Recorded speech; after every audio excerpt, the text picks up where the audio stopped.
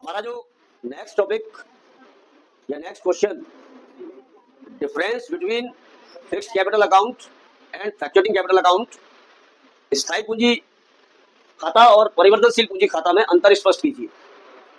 तो इन दोनों में अंतर क्या है? ठीक है ना। पार्टनरशिप बिजनेस में जो अकाउंट्स बनाए जाते हैं, कैपिटल अकाउंट यानी कि पूंजी खाते बनाए जाते हैं, ये दो मेथड से बनाए जाते हैं। इसमें एक आपका होता है फिक्स्ड कैपिटल अकाउंट, दूसरा होता है फ्लक्चुएटिंग कैपिटल अकाउंट, स्थायी पूंजी खाता और परिवर्तनशील पूंजी खाता।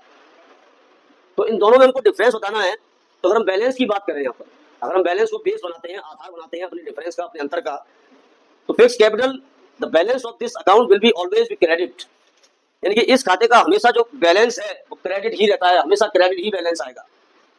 ठीक है ना।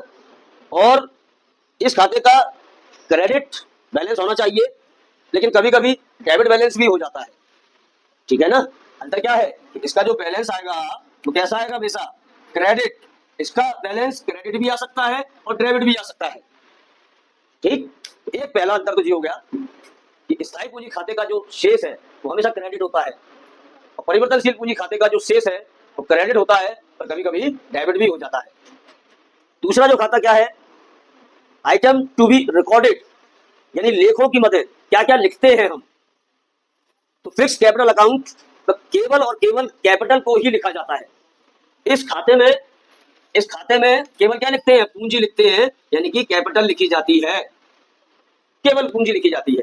लेकिन इस अकाउंट में कैपिटल के अलावा, पूंजी के अलावा, मतलब कैपिटल तो लिखना ही है, लेकिन उस कैपिटल के अलावा interest on capital, salary, commission, interest on loan, ये भी लिखा जाता है। ठीक।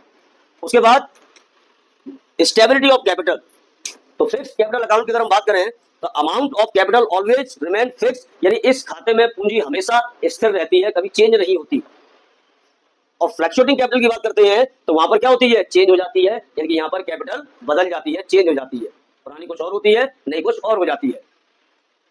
और अगर हम करंट अकाउंट की बात करें तो फिक्स्ड कैपिटल मेथड में या फिक्स्ड कैपिटल अकाउंट में आपको करंट अकाउंट, चालू खाता अलग से खोलना पड़ता है, लेकिन परिवर्तनशील पूंजी खाते में करंट अकाउंट यानी चालू खाता अलग से खोलने की आवश्यकता नहीं होती, वो कैपिटल अकाउंट में ही सब कुछ क्लियर हो जाता है।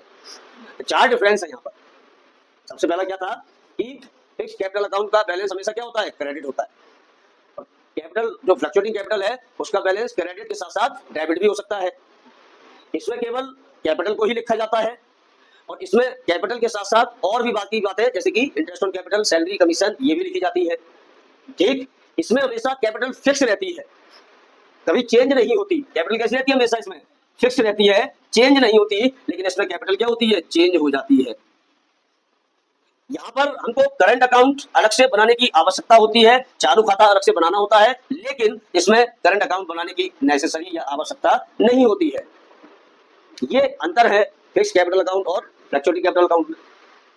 क्या अंतर है? नॉर्मली याद रखो, इसका शेष, इसका बैलेंस हमेशा क्रेडिट होगा, इसका शेष, इसका जो बैलेंस है वो क्रेडिट के साथ साथ डेबिट भी हो सकता है। इसमें कैपिटल ही लिखी जाती है, इसमें कैपिटल के साथ साथ इंटरेस्ट ऑन कैपिटल, सैलरी वगैरह भी लिखी जाती है, और भी चीजें लिखी जाती है। इसमें हमेशा कैपिटल फिक्स रहती है, कभी चेंज नहीं होती, लेकिन इसमें कैपिटल चेंज हो जाती है। इसमें करंट अकाउंट बनाना पड़ता है और इसमें करंट अकाउंट, चालू खाता नहीं बनाना पड़ता है। क्लियर है यहाँ तक?